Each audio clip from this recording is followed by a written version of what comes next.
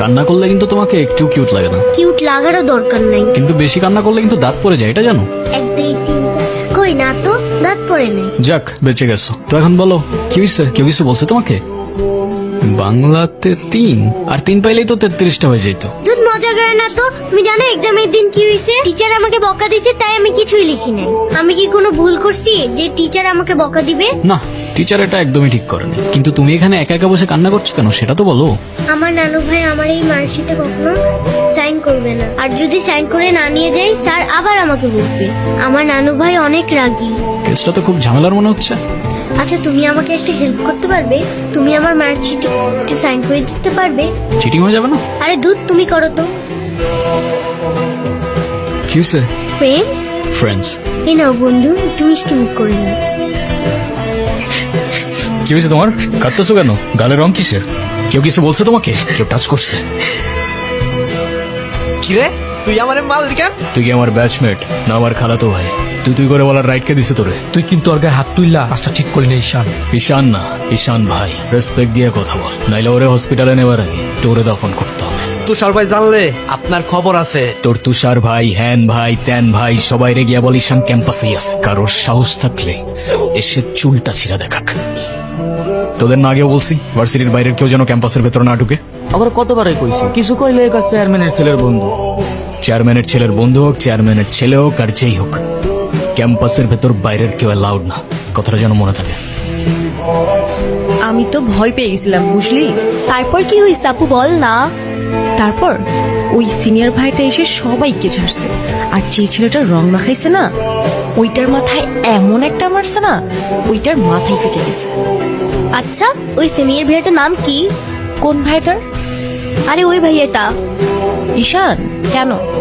ও ঈশান ভাইয়া, তাই না? বুঝছি। কি ঈশান ভাইয়া? আচ্ছা, তারপর কি হয়েছে?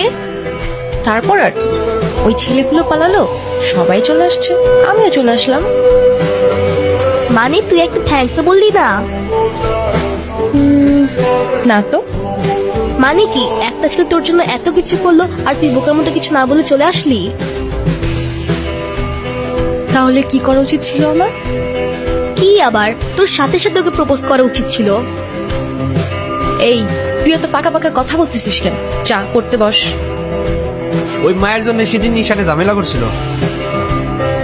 উনি কি কোনো পলিটিক্যাল রিলেটেড নাকি? কে? ঈশান ভাইয়া? হ্যাঁ, ঈশান। না ভাইয়া, আসলে আমাদের সব স্টুডেন্টসদের ভালো মন্দ গাইড করেন, যার কারণে বলতেই পারিস ভাইয়া আমাদের লিডার, বাট পলিটিক্যাল না। আমাদের যে স্পোর্টস ক্লাব আছে না, সেটার প্রেসিডেন্ট ভাইয়া, তো সবাই এজন্য তাকে খুব রেসপেক্ট করে। আসসালামু আলাইকুম ভাইয়া।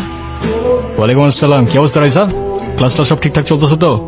হ্যাঁ ভাইয়া, সব চলছে ঠিকঠাক। আর তোমার কি অবস্থা? পরে কেউ আর কিছু বলে নাই তো? না ভাইয়া। কি যে বলেন ভাইয়া, আপনি থাকতে কেউ আর ওকে কিছু বলার সাহস পাবে না। ভাইয়া, থ্যাংক ইউ। তোমার সাথে একদম দেখা করতে আসছে। গিয়ে বল ভাই বিজি, পরে আসতেছি। তোমার মা আসছে ভাই। হ্যাপি বার্থডে বাবা। আপনার মনে আছে অ্যাটলিস্ট? এই দিনটা আমি কি করে ভুলতে পারি বলো? আপনি সবই পারেন। মায়ের সাথে কেউ এভাবে কথা বলে? আমার মা আমাকে অনেকগুলো বছর আগেই ছেড়ে চলে গিয়েছে। আমি তোমাকে ছেড়ে যাইনি, সত্যি বলতে ওই সময়টাই ওইরকম ছিল। মনে করিয়ে দেওয়ার প্রয়োজন নেই, আমি ভুলিনি আর কখনো ভুলবো না। আমি আপনার আঁচল ধরে বারবার বলছিলাম, মা আমায় ছেড়ে যেও না। মনে আছে আপনি আমায় কি বলেছিলেন?